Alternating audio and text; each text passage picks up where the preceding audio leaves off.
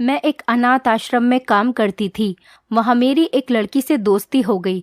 वो मुझसे रोज़ कहती कि दीदी आप मेरी जगह पर सो जाएं, मुझे बहुत दर्द होता है। मुझे लगा शायद उसको उसका बिस्तर पसंद नहीं। मैंने उसका बिस्तर बदलवा दिया, लेकिन उसने मुझसे दूसरे दिन फिर से यही बात कही। इस बार मैंने उसकी बात मान ली और मैं उसकी जगह पर सो गई। मुझे सोए हुए कुछ ही देर हुई थी कि अचानक, कभी कभी हमें अपनी आंखों देखी बातों पर भी यकीन नहीं होता, क्योंकि आज के दौर में इंसान सिर्फ वही करता है जिसमें उसका फ़ायदा हो। बिना अपने फ़ायदे के कोई किसी की मदद भी नहीं करना चाहता। मेरा नाम मंजू है। मेरी उम्र इस समय 35 साल थी। मैं अपने घर में अपनी माँ के साथ रहती थी। हम दोनों का एक दूसरे के अलावा इस दुनिया में और कोई सहारा नहीं था। मेरे पति का कुछ साल पहले देहांत हो चुका था। मेरे पति की मौत के बाद मैं अपनी माँ के घर वापस आ गई थी। बचपन में ही मेरे पिताजी का देहांत हो गया था। तभी से माँ ने मुझे अकेले ही पाला। मेरी शादी के बाद मेरी माँ भी अकेली रहती थी। मैं उनकी इकलौती औलाद थी। मेरी ससुराल में मेरे सास ससुर और एक देवर ही था। मेरे सास ससुर मुझसे कभी कभी मिलने आ जाया करते थे। मेरे पति के देहांत के बाद मेरे देवर ने मुझसे शादी के लिए कहा, लेकिन मैंने उसे मना कर दिया, क्योंकि मुझे अब शादी करनी ही नहीं थी। मुझे मेरी माँ के साथ रहना था, क्योंकि उन्होंने अपनी पूरी जिंदगी सिर्फ मेरे लिए ही जी थी। अब मेरा फर्ज था मैं उनके लिए कुछ करूं, उन्हें बुढ़ापे में आराम दूं। मेरी माँ लोगों के कपड़े सीकर अपना गुजारा करती थी, लेकिन आजकल उनकी तबीयत खराब रहने लगी थी। मैंने माँ से कहा कि आप कपड़े सीना बंद कर दीजिए, आपकी तबीयत ठीक नहीं रहती। मैं कोई ना कोई काम देख लूँगी। मैं ज़्यादा पढ़ी लिखी तो नहीं थी। इंटर के बाद मेरी माँ ने मेरी शादी कर दी थी, क्योंकि उन्हें मेरी शादी की बहुत फिक्र रहती थी। वो चाहती थी कि अपने जीते जी मेरी शादी कर दें। इसीलिए इंटर के बाद ही मेरी माँ ने मेरे लिए एक अच्छा सा रिश्ता देखकर मेरी शादी कर दी। मुझे किसी स्कूल में जॉब मिलना मुश्किल थी। मैंने अपने पड़ोसियों से कह रखा था कि कोई काम हो तो मुझे बताना। मैंने अपनी दोस्तों से भी पूछा, अगर मेरे लिए कोई जॉब हो तो प्लीज़ मुझे बताना। तब उसने मुझे बताया कि एक अनाथ आश्रम में एक औरत की ज़रूरत है। मैंने उससे पूछा कि वहाँ पर क्या काम करना पड़ेगा। उसने मुझसे कहा कि उसे इस बारे में कुछ भी नहीं पता। उसे भी किसी ने इस नौकरी के बारे में बताया था, तो उसने सोचा कि वो मुझे बता दे, शायद मेरा काम बन जाए। फिर वो मुझसे बोली मैं खुद वहाँ चली जाऊँ और बात कर लूँ। मैंने उससे वहाँ का एड्रेस लिया और अगले ही दिन मैं अपनी माँ से कहकर अनाथ आश्रम चली गई। मैं जब वहाँ पहुँची तो वो एक घर की तरह बना हुआ था। मैं गेट के अंदर गई। वहाँ ग्राउंड में बच्चे खेल रहे थे। वहाँ पर कुछ बच्चे विकलांग भी थे। वो घर अंदर से काफ़ी बड़ा बना हुआ था। उसमें काफ़ी कमरे थे। वहाँ एक छोटा सा कमरा बना हुआ था जहाँ वॉचमैन रहता था। मैंने एक बच्चे से ऑफिस का पता किया तो उसने मुझे सामने कमरे की तरफ इशारा किया। मैं वहाँ पर चली गई। अंदर देखा तो वहाँ पर एक मैडम बैठी थी। मैंने उनसे अंदर आने का पूछा तो उन्होंने मुस्कुराकर कहा कि आ जाओ। मैंने उन्हें बताया कि मैं नौकरी के लिए आई हूँ। उन्होंने मुझसे मेरा नाम, मेरी पढ़ाई के बारे में पूछा तो मैंने उन्हें सब कुछ बता दिया। उन्होंने मुझसे कहा कि ठीक है, तुम कल से काम पर आ जाना, लेकिन हमारे यहाँ जो लेडीज़ काम करती हैं उन्हें यहीं पर रुकना पड़ता है। सिर्फ संडे में ही वो अपने घर जाती हैं। मुझे उनकी ये बात सुनकर माँ का ख्याल आया। मैं अपनी माँ को घर पर अकेला कैसे छोड़ सकती हूँ? उनकी तो तबीयत भी ठीक नहीं रहती। मैंने मैडम से कहा क्या रुकना ज़रूरी है, मैं रोज़ नहीं आ सकती? तो उन्होंने मुझसे मना कर दिया। कहा कि यहाँ हर समय बच्चों की देखभाल करनी पड़ती है, उनके पास हर समय किसी न किसी का रहना ज़रूरी होता है। वैसे यहाँ तुम्हारे अलावा 2-3 लड़कियाँ और हैं, लेकिन उन्हें और भी काम होते हैं। मैंने मैडम से पूछा यहाँ पर मुझे क्या काम करना होगा? मैडम ने कहा यहाँ तुम्हें रुकना पड़ेगा, क्योंकि बच्चों को खाना खिलाने की और पिलाने की जिम्मेदारी तुम्हारी ही होगी और तुम्हें बच्चों का ख्याल रखना होगा। इसके अलावा और कोई काम नहीं। मैंने उनसे और कुछ बातें की और फिर मैं वहाँ से उठकर अपने घर आ गई। मुझे वहाँ रुकने पर कोई एतराज़ नहीं था, लेकिन अपनी माँ की फिक्र थी। मैं उन्हें अकेला नहीं छोड़ सकती थी। जब मैं घर आई तो माँ ने मुझसे पूछा कि क्या हुआ, तुम नौकरी के लिए गई थी ना, नौकरी मिली या नहीं? मैंने माँ को सब कुछ बता दिया। माँ ने कहा अगर तुम्हें ये नौकरी पसंद आई है और पैसे भी सही मिल रहे हैं तो तुम ये नौकरी कर लो, मेरी फिक्र मत करो, मैं अकेले रह लूँगी। मैंने उनसे कहा कि आपके लिए खाना कौन बनाएगा, मुझे वहाँ 24 घंटे रहना होगा। माँ ने कहा तुम फिक्र मत करो, मैं अपने लिए खाना खुद बना लूँगी, वैसे भी मैं सारा दिन खाली ही तो रहती हूँ। तुमने मेरा सिलाई का काम भी छुड़वा दिया है, क्या मैं अपने लिए खाना भी नहीं बना सकती? मैंने कहा ठीक है, पर आप अपना बहुत ख्याल रखना और दवाई भी समय से लेती रहना। मैं अपने कमरे में आई।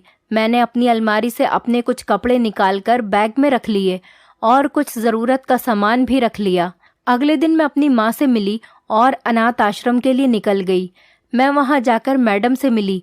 मैडम ने मुझे मेरा काम समझा दिया, मुझे मेरा कमरा भी दिखा दिया। मैं अपने कमरे में गई और मैंने अपना सामान और अपने कपड़े वहाँ पर रखे। उस कमरे में मेरे साथ वो तीनों लड़कियाँ भी रहती, लेकिन उस समय कमरे में कोई नहीं था। मैंने थोड़ा सा आराम किया, फिर मैं बाहर आ गई। बाहर मुझे वो लड़कियाँ मिली जो यहाँ पर काम करती थीं। वो तीनों लड़कियाँ ही थीं। उनमें से एक का नाम रीमा था और दूसरे का नाम रवीना था।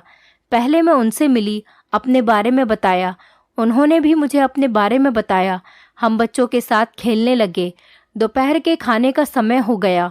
एक कमरा था जिसमें बच्चे खाना खाया करते थे। हम उस कमरे में बच्चों को लेकर गए और बच्चों को खाना खिलाया। वहाँ पर एक आंटी खाना बनाने के लिए आती थी और खाना बनाकर चली जाती थी। दोनों टाइम का खाना बनाना और सुबह का नाश्ता बनाना उनकी ही जिम्मेदारी थी। बच्चों को पढ़ाने की जिम्मेदारी रीमा और रवीना की थी और मैं बच्चों के खाने पीने का ध्यान रखती थी। मेरा यहाँ पर अच्छा समय गुजर रहा था। बच्चे सारा दिन खेल में मगन रहते और साथ में पढ़ाई भी करते थे, लेकिन बच्चों को पढ़ाने के लिए उन्हें थोड़ी सी डांट लगानी पड़ती थी। मेरी यहाँ पर सबसे अच्छी दोस्ती हो गई थी। यहाँ रहकर मैंने एक बात नोटिस की थी, यहाँ रोज़ कोई ना कोई बच्चा अडॉप्ट होता था। रोज़ कोई ना कोई फैमिली किसी बच्चे को लेने के लिए आती थी और मैडम उनको बच्चा दे भी देती थी। सिर्फ बच्चे अडॉप्ट ही नहीं होते थे, यहाँ बच्चे आते भी बहुत ज़्यादा थे। कुछ लोग थे जो अनाथ बच्चों को यहाँ लेकर आते थे ताकि उनकी अच्छे से देखभाल हो सके। आंटी बच्चों का बहुत अच्छे से ख्याल रखती थी। उनकी वजह से बच्चों को रहने के लिए छत मिल रही थी और यहाँ मैडम बच्चों को हर चीज़ की सहूलत देती थी। मैडम बहुत अच्छी आदत की थी। उन्हीं दिनों वहाँ एक छोटी सी बच्ची जो कि 13 या 14 साल की होगी, उसका एक हाथ खराब था। वो जब से यहाँ पर आई थी बहुत डरी सहमी रहती थी, किसी से कोई बात भी नहीं करती थी। वो खाना भी ठीक से नहीं खाती थी। एक दिन मैंने उसे अपने हाथ से खाना खिलाया और उससे पूछा कि वो किसी से बात क्यों नहीं करती। वो मेरी बात का कोई जवाब नहीं देती थी। मैं उससे रोज़ बात करने की कोशिश करती। अब वो मुझसे थोड़ी थोड़ी बात करने लगी थी। अब वो अक्सर मेरे साथ ही रहती थी। वैसे तो मैं सारे ही बच्चों के साथ प्यार से रहती थी। मैं जानती थी कि बच्चों के दिल बहुत कमज़ोर होते हैं, छोटी छोटी बात को अपने दिल से लगा लेते हैं। उस लड़की के साथ मेरी अच्छी दोस्ती हो गई थी। एक दिन वो लड़की बहुत घबराई हुई मेरे पास आई और कहने लगी कि दीदी आप मेरी जगह पर सो जाया करें, मुझे सोने के बाद बहुत दर्द होता है। मैंने उससे पूछा तुम्हें अपनी जगह पर क्या परेशानी है? उसने मुझे कोई जवाब नहीं दिया। मुझसे यही कहती रही कि दीदी आप मेरी जगह पर सो जाया करें, मुझे बहुत दर्द होता है। मैंने कहा ठीक है, तुम फिक्र मत करो, मैं कुछ करती हूँ। मैंने सोचा शायद कोई बच्चा होगा जो उसे रोज़ाना परेशान करता होगा, मुझसे इसीलिए अपनी जगह बदलने को कह रही है।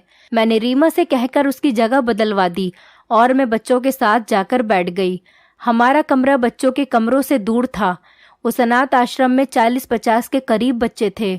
लड़कियों का कमरा अलग था और लड़कों के कमरे अलग थे। मैडम हर चीज़ का वहाँ खुद ख्याल रखती थी और बच्चों के लिए हर तरीके की सहूलियत थी। हम लोगों ने रात का खाना खाया और अपने कमरे में जाकर सो गए। अगले दिन जब मैं उठी तो रोज़ की तरह अपने कामों में लग गई। जब दोपहर का खाना खाने का समय हुआ, मैं पिंकी के पास गई। मैंने उससे जाकर पूछा अब तो तुम्हें अच्छे से नींद आई होगी, अब तो मैंने तुम्हारी जगह भी बदलवा दी थी। लेकिन वो बाकी दिनों की तरह आज भी उदास थी। उसने मुझसे अभी भी वही बात कही कि दीदी आप मेरी जगह पर सो जाया करें, मुझे बहुत दर्द होता है। मैंने उससे पूछा अब कैसा दर्द, क्या अभी भी तुम्हें किसी बच्चे ने परेशान किया है? इतने में मैडम मेरे पास आ गई। उसने मुझे कोई जवाब नहीं दिया और वो अपने कमरे में चली गई। अब जब भी पिंकी मुझसे मिलती मुझसे यही बात कहती, लेकिन मैं उसकी बात को टाल देती। मुझे लगा शायद वो यहाँ रहना ही नहीं चाहती, इसीलिए वो मुझसे ये बात कहती है। लेकिन मैं ये भी सोचती थी कि उसे यहाँ क्या परेशानी हो सकती है, यहाँ तो सब बच्चे बहुत खुश रहते हैं। फिर मैंने सोचा क्यों ना आज मैं पिंकी के बिस्तर पर सोकर देखूं, सब पता चल जाएगा वो झूठ बोलती है या फिर सच। आज हम लोगों ने रात का खाना खाया, उसके बाद मैं पिंकी के पास गई। मैंने पिंकी को अपने कमरे में अपने बेड पर सुला दिया और मैं उसकी जगह जाकर लेट गई। थोड़ी देर बाद ही मुझे नींद आ गई। अभी मुझे सोए हुए कुछ ही देर हुई थी, मुझे ऐसा लगा कि किसी ने मेरे पैरों को छुआ हो। मैंने अपने पैर चादर के अंदर कर लिए। फिर अचानक से मुझे एक चुभन सी हुई। मैंने चादर हटाकर देखा तो मुझे वहाँ कुछ लोग नजर आए। वो लोग आपस में कुछ बातें कर रहे थे, लेकिन मैं उन्हें ठीक से नहीं देख सकी। उससे पहले ही मैं बेहोश हो गई। अगली सुबह जब मैं उठी तो मैं अपनी जगह पर ही सो रही थी। मेरे सर में हल्का सा दर्द था, आंखें लाल हो रही थी। मुझे अपनी तबीयत कुछ खराब लग रही थी। मैंने उठकर हाथ मुंह धोया और नाश्ता किया और दवाई ली और रोज की तरह अपने कामों में लग गई, क्योंकि मुझे रात के बारे में कुछ भी याद नहीं था। दोपहर के समय पिंकी मेरे पास आई और मुझसे पूछने लगी कि दीदी, क्या आपको भी दर्द हुआ था? मैंने उससे कहा, मुझे कोई दर्द नहीं हुआ, तुम सिर्फ मुझसे बहाना करती हो। आज से तुम अपनी जगह पर ही सोओगी और आगे से मुझसे ऐसी कोई बात भी नहीं करना। वो अपना छोटा सा मुंह लेकर कमरे में चली गई। मैं सोचने लगी कि आखिर मेरे साथ रात में हुआ क्या था, मुझे कुछ याद क्यों नहीं आ रहा था। अगले दिन संडे था। मैं अपने घर अपनी माँ से मिलने चली गई। जब मैं घर पहुंची तो मेरी माँ मुझे देखकर बहुत खुश हुई और मुझसे मेरी नौकरी के बारे में पूछने लगी कि मैं वहाँ खुश तो हूँ ना, मुझे ज़्यादा काम तो नहीं करना पड़ता। मैंने अपनी माँ को वहाँ के बारे में सब कुछ बताया और खर्चे के पैसे माँ के हाथ में दिए। मेरी माँ बहुत खुश हुई और मुझे दुआएं देने लगी। अगले दिन मैं अनाथ आश्रम के लिए निकल गई। वहाँ जाकर मैं अपने कामों में लग गई। शाम का खाना खाने के लिए जब हम लोग गए तो मैंने रवीना से पिंकी के बारे में पूछा। रवीना ने मुझे बताया कि तुम्हें नहीं पता, उसे तो एक आदमी ने अडॉप्ट कर लिया और वो कल ही उसे लेकर चले गए थे। मैं ये सुनकर बहुत उदास हुई, क्योंकि मैं पिंकी के बहुत करीब हो गई थी। लेकिन कहीं ना कहीं मुझे इस बात की खुशी भी हुई कि पिंकी को माता पिता मिल गए होंगे और अब वहाँ वो अच्छा जीवन व्यस्त करेगी। अब वो पढ़ लिख कर अपने जीवन में कुछ बन जाएगी। मुझे पिंकी की बहुत याद आती थी, लेकिन मैंने और बच्चों में अपने आप को बिजी कर लिया था। यहाँ मुझे एक बात बहुत हैरान करती थी। यहाँ रोज़ाना बहुत बच्चे आते थे और रोज़ाना ही बहुत से बच्चे अडॉप्ट कर लिए जाते थे, वरना लोग अनाथ बच्चों को गोद लेना नहीं चाहते और अगर लेकर भी जाते हैं तो उन्हें नौकर बनाकर रखते हैं। लेकिन यहाँ तो रोज़ाना बहुत अडॉप्शन होते थे और हर आदमी बच्चे को अपनी संतान बनाकर ही लेकर जाता था। मुझे ये बात बहुत परेशान कर रही थी। मैं जानना चाहती थी कि आखिर मसला क्या है, लेकिन यहाँ किसी से कुछ पूछ भी तो नहीं सकती थी। अगर मैं ज़्यादा छानबीन करती तो मेरी नौकरी खतरे में आ जाती और मुझे इस नौकरी की बहुत ज़्यादा ज़रूरत थी। अगर मेरी ये नौकरी भी छूट जाती तो पता नहीं मुझे कहीं और नौकरी मिलती भी या नहीं। एक दिन मैंने रवीना से पूछ ही लिया, यहाँ इतने सारे अडॉप्शन कैसे होते हैं, वरना लोग तो अनाथ बच्चों को लेना भी नहीं चाहते। रवीना ने कहा कि यहाँ की मैडम बहुत अच्छी है, वो बहुत लोगों को जानती हैं, जिस वजह से यहाँ ज़्यादा अडॉप्शन होते हैं। और वैसे भी दुनिया में बुरे लोगों के साथ अच्छे लोग भी होते हैं। हो सकता है भगवान उनके दिल में अनाथ बच्चों के लिए दया डाल देता हो। उसकी बात सुनकर मैं खामोश हो गई। मुझे यहाँ काफ़ी समय हो गया था। यहाँ रोज़ ही बच्चे आते जाते रहते थे। एक दिन एक बच्ची मेरे पास आई जो लगभग 12 साल की होगी। वो मुझसे आकर कहने लगी, दीदी मुझे अपने बिस्तर पर नहीं सोना, मुझे दर्द होता है।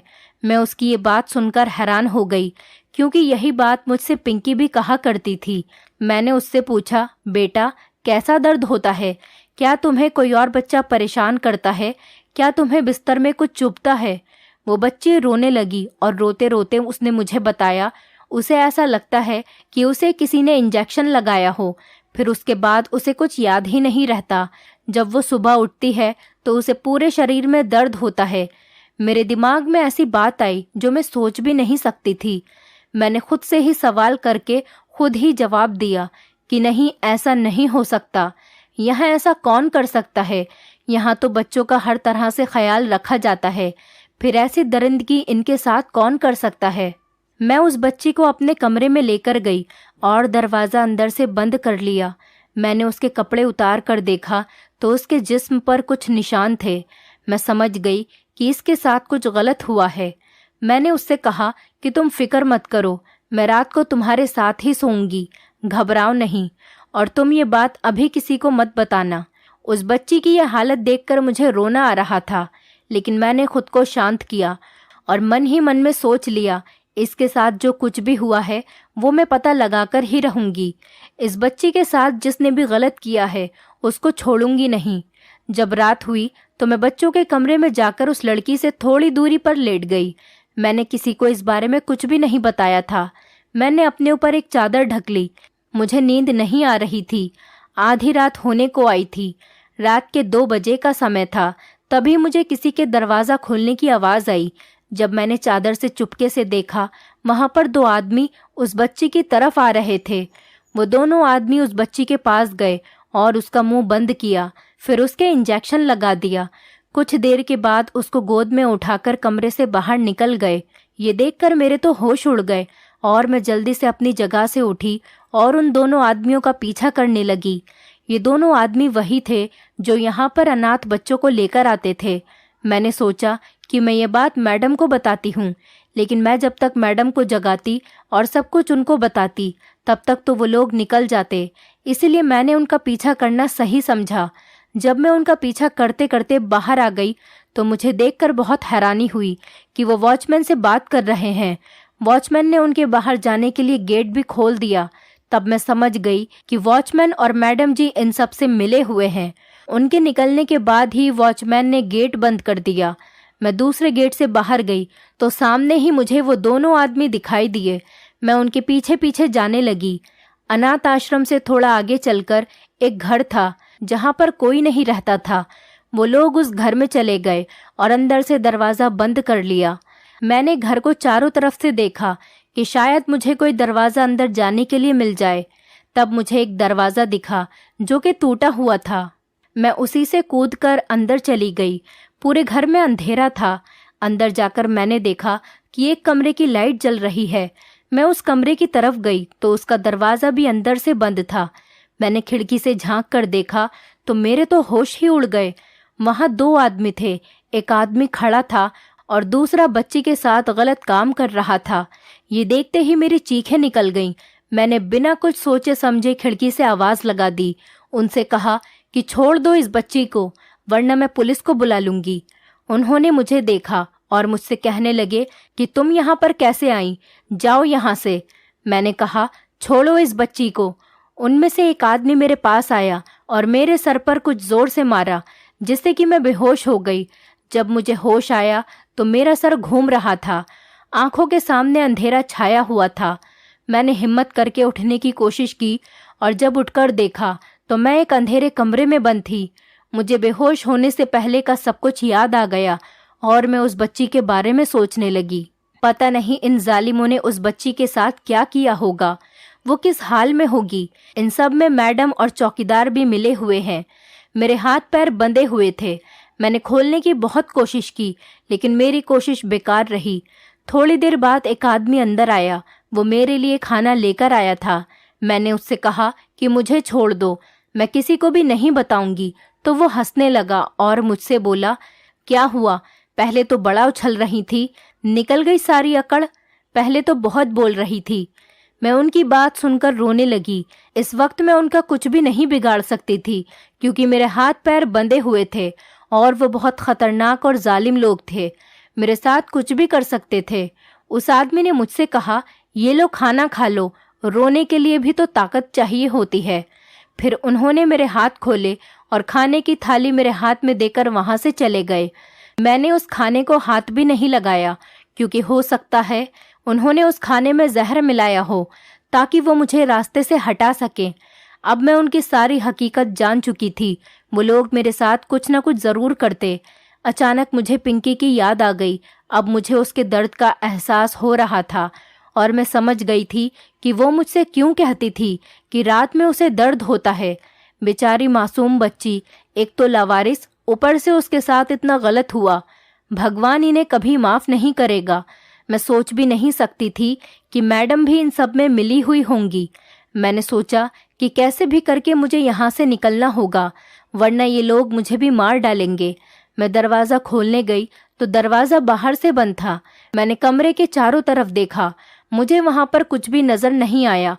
मैंने ऊपर की तरफ देखा तो वहाँ मुझे एक खिड़की दिखाई दी, लेकिन वो बहुत ऊपर थी। फिर मैंने कमरे में देखना शुरू किया। कमरे में ऊपर की तरफ एक स्लिप था जिस पर चढ़कर मैं खिड़की से बाहर जा सकती थी। मुझे वहाँ एक स्टूल रखा हुआ दिखाई दिया। मैंने उसको खिड़की की तरफ रखा और उस पर चढ़कर खिड़की से बाहर देखा, लेकिन वहाँ कोई नहीं था। मैंने उसका शीशा तोड़ा और खिड़की से बाहर कूद गई। कूदने की वजह से मेरी टांग में चोट लग गई और मुझसे चला भी नहीं जा रहा था, लेकिन मैं अपनी परवाह किए बगैर गेट की तरफ गई। गेट भी बंद था। फिर मैंने वहां से निकलने का दूसरा दरवाज़ा ढूंढा। पीछे की तरफ एक दरवाज़ा और था जिससे मैं बाहर आई। थोड़ा आगे चलकर ही अनाथ आश्रम था। गेट पर ही वॉचमैन बैठा रहता था। अगर वो मुझे देख लेता तो दोबारा से मुझे पकड़वा देता, इसलिए मैंने अपना मुंह दुपट्टे से कवर किया और छुप छुपाकर वहां से निकल गई। मैं पुलिस स्टेशन की तरफ गई क्योंकि मैं बच्चों को ऐसे नहीं छोड़ सकती थी। वहां बच्चों के साथ बहुत गलत हो रहा था और ये सब पुलिस को बताना बहुत ज़रूरी था। पुलिस स्टेशन वहां से काफ़ी दूर था। मैं पैदल चलकर ही पुलिस स्टेशन पहुंची। मुझे वहां पर आधा घंटा इंतज़ार करना पड़ा। वहां बहुत सारे लोग बैठे थे और मुझे डर लग रहा था क्योंकि वहां सारे के सारे मुजरिम ही थे। मैंने इंस्पेक्टर को सारी बात बताई। इंस्पेक्टर ने कहा कि क्या तुम्हारे पास इन सब का कोई सबूत है? मैंने कहा, जी नहीं, इसका मेरे पास कोई सबूत नहीं। उन्होंने कहा, तो फिर हम तुम्हारी बात कैसे मान लें? हो सकता है तुम झूठ बोल रही हो और उन लोगों को फंसाना चाहती हो। मैंने इंस्पेक्टर साहब को समझाया कि मैं झूठ क्यों बोलूंगी, इन सब में मेरा क्या फ़ायदा हो सकता है। मैं तो सिर्फ मासूम बच्चों को बचाना चाहती हूँ। उन बच्चों पर बहुत ज़्यादा जुल्म हो रहा है और मैं उन लोगों के खिलाफ गवाही देने के लिए भी तैयार हूँ। इंस्पेक्टर साहब ने कहा कि बिना सबूत के हम इन सब का कुछ नहीं बिगाड़ सकते। अदालत में सबूत चलते हैं। इंस्पेक्टर ने मेरी सारी बातें सुनकर कुछ देर सोचा और फिर मेरी रिपोर्ट दर्ज कर ली और फिर उन्होंने मुझसे कहा कि वो लोग तुम्हें नुकसान पहुंचा सकते हैं, तुम अपना ध्यान रखना। मैं वहां से अपने घर गई। मैंने अपना सामान लिया और अपनी माँ का भी सामान लिया और माँ के साथ वहां से निकल गई क्योंकि हो सकता था कि वो लोग मेरे घर पहुंच जाते। मैं अपनी एक दोस्त के घर पर चली गई। मेरी माँ ने मुझसे पूछा, क्या हुआ बेटा, तुम इस हालत में और इतनी जल्दी में, तुम्हारे साथ क्या हुआ है? मैंने कहा, आप चलिए, मैं रास्ते में आपको पूरी बात बताती हूँ। फिर मैंने उन्हें रास्ते में सारी बात बता दी। वो मुझे शाबाशी देने लगी और मुझसे कहने लगी कि तुमने जो कुछ भी किया सही किया। जालिमों के साथ ऐसा ही होना चाहिए, तुम उन्हें सज़ा दिलाकर ही रहना। कुछ दिनों बाद पुलिस वहाँ पर भेस बदल कर गई।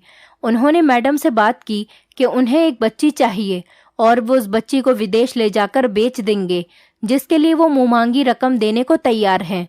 मैडम ने भी बच्ची देने की हामी भर ली और बात करते करते उनसे ये भी कहा कि आपको और बच्चे चाहिए हों तो वो भी मिल जाएंगे आपको हमारे यहाँ। हम बच्चों से हर तरीके का काम करवा लेते हैं। पुलिस वालों ने सब कुछ रिकॉर्ड कर लिया और वो वहाँ से आ गए। अगले दिन उन्होंने वहीं पर छापा मार दिया। मैडम, वॉचमैन और उन 2 आदमियों को भी गिरफ्तार कर लिया। वहाँ जो लड़कियाँ काम करती थीं, उन्हें भी इन सब के बारे में कुछ भी नहीं पता था। मैडम के कमरे की तलाशी ली तो वहाँ उनके खिलाफ सारे सबूत मिल गए। इसके साथ साथ पुलिस को मैडम के ऑफिस से ड्रग्स भी मिले, जिससे पता चला कि वो ड्रग्स का भी कारोबार करती हैं। उन्हें अदालत में पेश किया गया। अदालत में पता चला कि वो मासूम बच्चों की ब्लू फिल्म्स भी बनाती हैं, जिसे वो बाहर देश में बेच देती हैं और इससे वो करोड़ों रुपये कमा रही थी।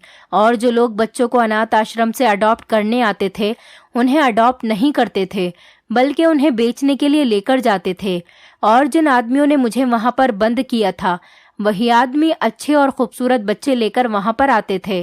वो इस बात का खास ध्यान रखते थे कि बच्चे अनाथ हों, उनके आगे पीछे कोई पूछने वाला नहीं हो, ताकि वो जैसा चाहे उनके साथ वैसा कर सके। मैंने उनके खिलाफ गवाही दी, उन सबको सजा हो गई और अब उस अनाथ आश्रम की जिम्मेदारी अदालत ने मुझे दे दी। मैंने वहाँ बच्चों को बहुत अच्छे से रखा था, उनका पूरे तरीके से ख्याल रखती थी। बच्चे भगवान का रूप होते हैं, लेकिन कुछ लोगों के पास शायद दिल ही नहीं होता। लोग पैसों की खातिर इतना गिर सकते हैं, मैं कभी सोच भी नहीं सकती थी। अब वहाँ बच्चे बहुत खुश रहते थे। कोई बच्चों को अडॉप्ट करने के लिए भी आता तो मैं उनसे उनकी सारी इन्फॉर्मेशन लेती, बाद में ही किसी बच्चे को देती थी, क्योंकि मैं नहीं चाहती थी कि कोई भी किसी बच्चे के साथ कुछ गलत करे। मुझे अक्सर पिंकी की याद आती और मैं सोचती कि काश मैंने पिंकी की बात पर यकीन किया होता, तो मैंने तभी इन जालिमों को पकड़वा दिया होता और आज पिंकी भी हमारे साथ होती। अब वो पता नहीं कहाँ पर होगी और किस हाल में होगी। मैं भगवान से उसके लिए दुआ ही कर सकती हूँ कि वो जहाँ भी हो ठीक हो। दोस्तों, उम्मीद करती हूँ आपको हमारी कहानी पसंद आई होगी। कहानी पसंद आई है तो वीडियो को लाइक करें, चैनल पर नए हैं तो चैनल को सब्सक्राइब करें और हाँ, नोटिफिकेशन बेल को ज़रूर दबाएं ताकि अगली अपडेट सबसे पहले आपको मिले।